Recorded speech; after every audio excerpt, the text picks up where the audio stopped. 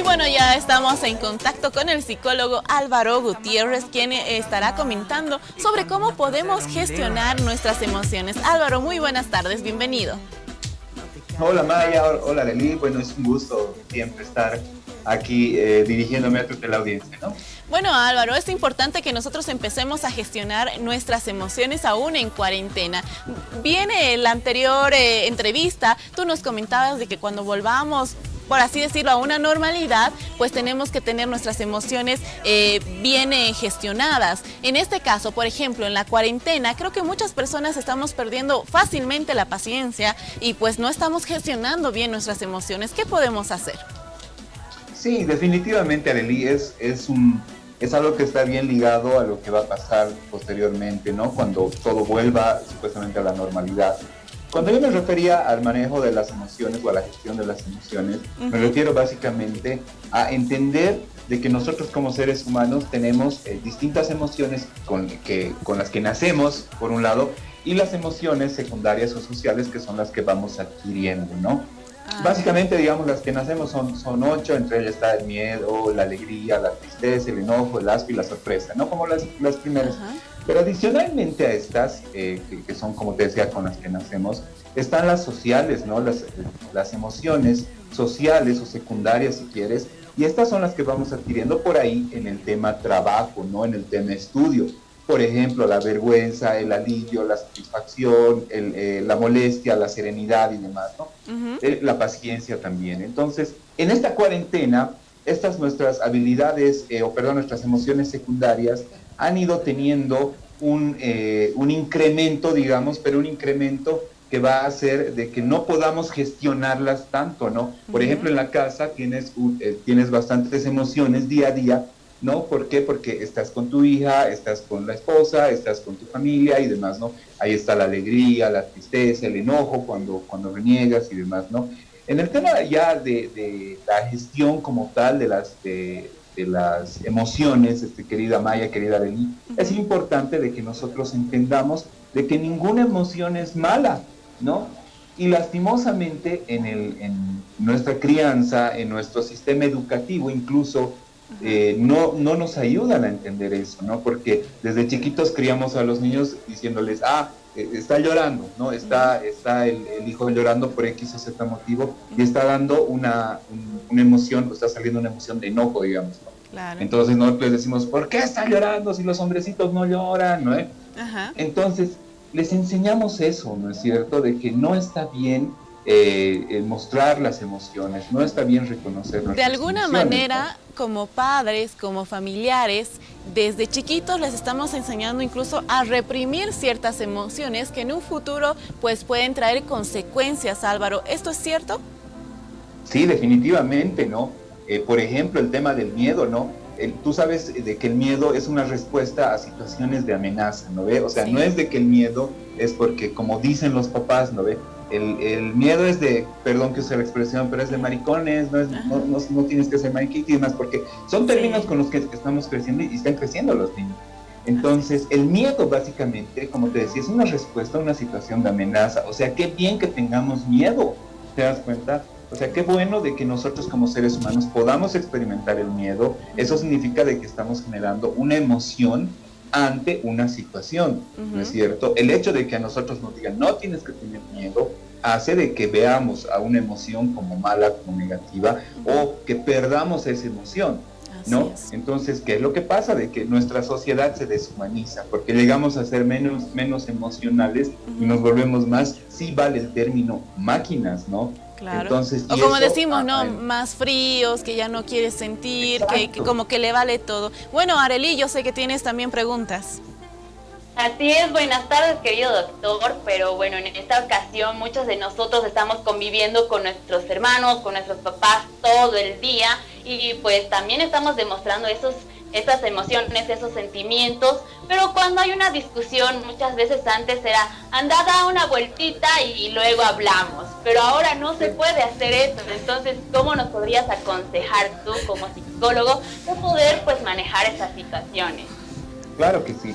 Mira, es bien interesante porque eso se ha ido dando muchas veces, ¿no? Ya sale un rato o uno calladito salía, ¿no? Como dicen. Pero lo que nosotros tenemos que tener, querida Arely, es ya espacios en nuestra casa donde podamos demostrar nuestras emociones, ¿no? Obviamente es importante de que cada uno tiene su independencia, digamos, cada uno tiene su dormitorio o cada uno tiene un cierto espacio. Ahora, si no los tenemos, si tenemos un ambiente común, es importante de que nosotros le demos un valor a ciertos lugares, ¿no? Donde podamos demostrar nuestras emociones, ¿no? Y también es importante de que cuando hay una discusión con la familia, querida Arely, nosotros nos sentemos y hablemos de esto, ¿no? Yo me siento enojado por esto, por esto, por esto, ¿no? Y la otra persona también pueda decir lo que siente, ¿no? Porque a veces uno dice, bueno, para no tener más problemas me voy a callar, no voy a decir nada, que él hable, ¿no es cierto? Y listo. Pero eso no es gestionar bien una emoción. ¿Por qué? Porque te estás reprimiendo, estás llegando a callarte, estás llegando a quedar en silencio y a guardarte todo lo que quieres decir, ¿no? Ahora, para tener una buena discusión también tenemos que ser muy asertivos, tenemos que utilizar la comunicación asertiva, ¿no? Tenemos que saber hablar, saber escuchar, saber decir las palabras correctas y elegir el momento correcto, ¿no? En este momento, con el ejemplo que tú pones de que nadie puede salir y todos estamos juntos, es bueno de que podamos encontrar espacios físicos de privacidad para nosotros y en estos espacios poder gestionar nuestras emociones, ¿no? Si queremos llorar, bueno, lloramos, pues, ¿no? Y listo. Y cuando terminemos de gestionar esta emoción, bueno, volvemos a la charla. Y si en la charla tenemos que volver a llorar a Arely, bueno, pues lo hacemos, ¿no? Y como tenemos una familia al lado, esta familia tiene que entender, y esperemos que a partir de esta charla se pueda hablar en algunas familias, tiene que entender esta familia de que estamos manejando nuestras emociones, ahora dando a conocer.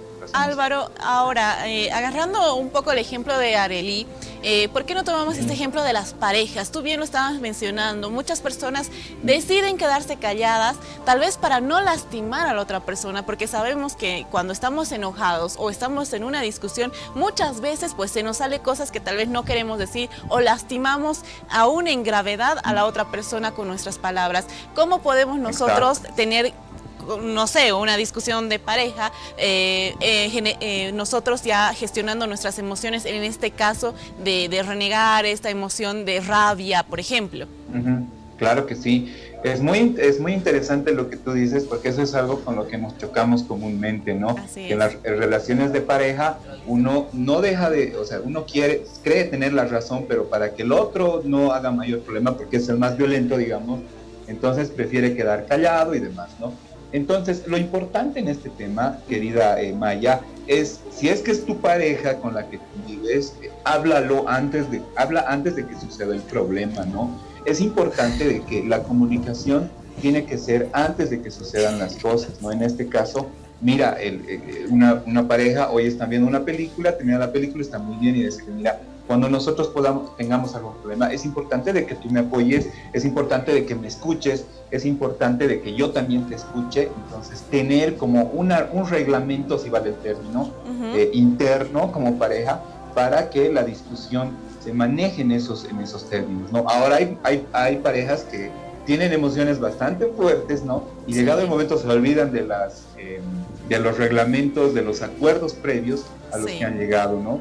Entonces, en ese punto es importante también lo que les decía, tener el momento de privacidad como pareja, ¿no? Tener la independencia de poder ir a un lugar donde no tenga la molestia del otro, tratar de sacar las emociones que uno tiene para que después, con la cabeza un poquito más fría, llegue una discusión y en esa discusión, si va a volver a sacar la emoción, la pareja, porque la ama, porque ese es el concepto básico, ¿no? Que yo amo a mi pareja, entonces tendré que entender y tendré que tratar de que esa emoción se la saque por completo, ¿no? Algo que está muy mal es cuando alguien está llorando, por ejemplo, es decirle, ay, te entiendo, ¿no? Porque jamás vas a entender a las personas en el contexto en las que ellas están viviendo, ¿no? Claro. Puede que sea tu esposa, pero no sabes el contexto que ella vive por el tema trabajo, por el tema hijos, por el tema mismo de la crianza que ella ha tenido, ¿no? Claro, es completamente diferente ponerse en el zapato de los otros. Álvaro, muchas veces te aconsejan, por ejemplo, romper platos cuando estás muy enojado, muy frustrado. ¿Esto como terapia te sirve? Definitivamente no. ¿Por qué? Porque volvemos al tema de que cada uno tiene la propia gestión de sus emociones, ¿no?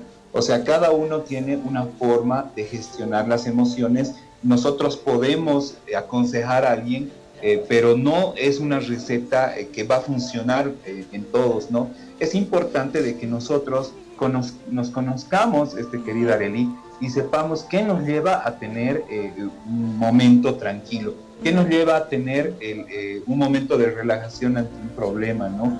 Lo mismo pasa con eso de contar, ¿no, Álvaro? Sí, sí, definitivamente. Mira, el tema de contar del 10 al 1 o del 1 al 10, como quieras verlo. Hay mucha gente que se relaja también leyendo un libro, escuchando música, saliendo a respirar un poco, que es algo que a mí me gusta mucho trabajar, el tema de la respiración. Me gusta trabajar mucho el tema de la concentración, ¿no? Que es lo que realmente funciona. Pero esto, como te digo, no es una receta que va a ser así la mejor, ¿no? Sino que cada uno tiene que encontrar esos momentos, parte del autoconocimiento, ¿no? A veces es muy fácil decir, yo la conozco a la Arely, es así, es asá, es bien tierna, bien amable, y sus defectos son estos, ¿no? Y cuando te dicen, ¿y tú cómo eres? ¿No? Yo soy, ¿no? Que cuesta conocer, o sea, no nos conocemos bien, nos gusta más conocer a la otra persona, ¿no? Nos gusta más inmiscuirnos en cosas de la otra persona, y no nos inmiscuimos en nosotros mismos, no nos conocemos a nosotros mismos y no sabemos cómo gestionar una emoción, ¿no? Que es algo que no es sencillo, querida Mayita, pero tampoco es ciencia, ¿no? Tampoco es para tener una terapia de 10 sesiones. Definitivamente eso es algo que se puede lograr, ¿no? Con un trabajo muy corto. Ahí está. Arely. Bueno, muchas gracias por los consejos, realmente hay que llevar a la práctica, más que todo ahora que estamos encerrados, pero para aquellas personas que viven solas, que muchas veces caen en ansiedad o en un ataque de pánico, o depresión. ¿Cuál sería tu consejo exacto, o depresión, cuál sería tu consejo de poder sobrellevar esa situación, ya que están solas, ¿no? Exacto. Lo importante, querida Arely, es de que hay muchas personas que en esa soledad están tranquilas, ¿no?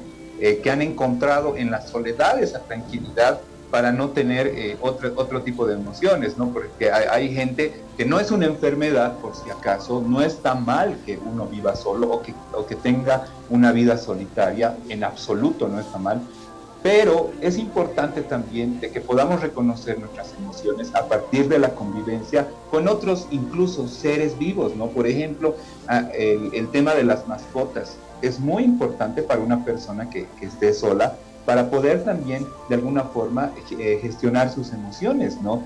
Porque tú solito es más difícil que puedas tener algunas emociones que tiene la gente que convive con la sociedad, digamos, ¿no es cierto? Sí. En cambio, si vives solo y tienes una mascota, puedes gestionar algunas emociones, ¿no? Como la alegría, como el enojo cuando la mascota te destruye tu mejor pantufla, digamos, ¿no? Entonces, es importante de que estas personas que viven solas también puedan convivir con otro tipo de seres humanos, de seres vivos, ¿no? Puede ser también las plantitas. El tema de las plantas es muy útil en la terapia psicológica cuando existen estos casos, ¿no? Porque uno encuentra en el cuidado de una plantita la responsabilidad, encuentra bastantes cosas, ¿no? Yo tenía un caso bien particular porque una de las personas se le murió la plantita que le había recomendado otro psicólogo que debería cuidarla, ¿no? Entonces entró en un estado de depresión terrible, ¿no? Wow. Entonces, esa ha sido una exageración de lo que yo les estoy planteando, ¿no? Claro. Este tema de convivir con un ser vivo también tiene que ser supervisado cuando la persona tiene algún problema mental, ¿no? Pero cuando es una persona que tiene por gusto o por forma de vida vivir solo, genial, no es nada malo.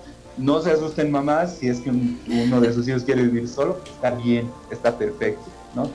Ahí está. Bueno, Álvaro, seguramente muchas personas que en este momento están viendo el programa tienen más preguntas a propósito de este tema. ¿A qué número pueden encontrarte?